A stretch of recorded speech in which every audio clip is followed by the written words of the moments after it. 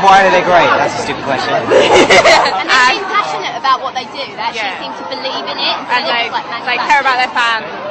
Brighton is proud to join the Black Parade. I mean, they just like keep saving my life with all the new albums. I'm actually being honest.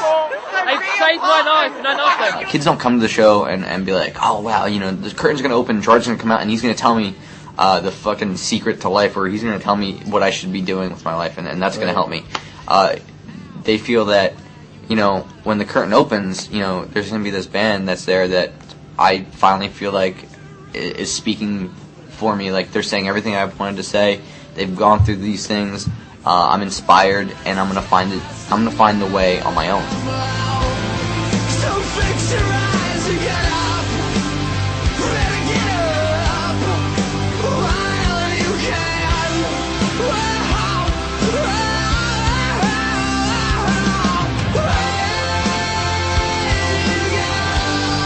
And would you even turn to say, hey, I don't love you like I did yesterday? I feel that I have a lot less I want to be saying in between songs and more that I want to be saying in them. So that's a lot better. Actually, way more rewarding. You don't want to be standing up there giving speeches every night.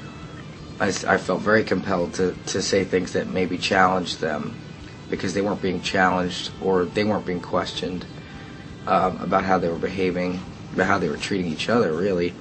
And we kind of, in a lot of ways, felt that we were going to give them like kind of a code of honor or a code of conduct at these shows, because we really wanted to just give them a safe place to go see a show where they felt like they could finally fit in, and that means respecting everybody that's around you. So how do you feel about your gay fans, seeing as how two of the boys that we spoke to, I think want to sleep with you? Well, I think it rules. Actually, you know, a lot of about what we were doing in the beginning was about really pushing the boundaries, and there's a lot of things that weren't accepted at shows in the punk community, which is why we really kind of removed ourselves from it. One of them was like homosexuality was still, to this day, it's like 2007, and it's still an issue with people. And to me, the gay fans are actually, you know, some of the most special ones, because they are so bold and brave for coming out and sometimes being like 16 and being able to go to a show and be comfortable with that and feeling like you can actually be comfortable somewhere. I think they're some of my favorite. But I meet people all the time that the parents are just as much as fans as the kids, and it's awesome. Why do I think we resonate with the young audience? Simply because they were all about maybe like 6 or 7 when 9/11 happened and various other terrible things, and they all have to raise kids in that. And I think whether they know it or not, it's starting to dawn on them that they are living in a world where they are potentially going to raise a kid in that. And I think that's real scary, and I think we resonate with them for some reason because of that. Do you think the emo movement has helped you, or would you rather not be associated with it? Well, that's a hard question to answer, because we were so not a part of it that it definitely hurt us for quite a while.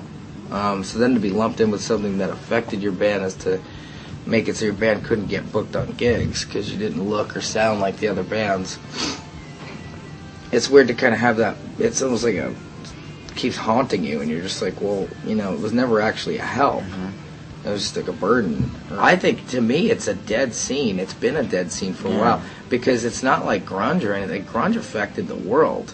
I haven't seen emo affect anything. They're all pretty old anyway, the guys. They're not like young 20s. Gerard's going to be 30 soon. Happy birthday, Gerard. How do you feel about turning 30 this year? That was from someone that was 29.